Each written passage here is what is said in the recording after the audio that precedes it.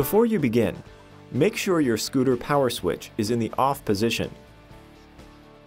Using a 12mm and a 14mm hex wrench, remove the axle hardware and wheel from the front fork.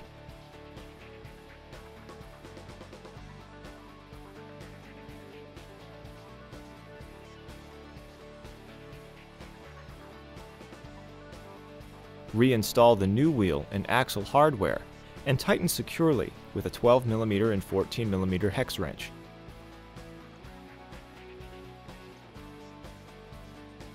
Ensure the wheel spins freely and is centered in the fork.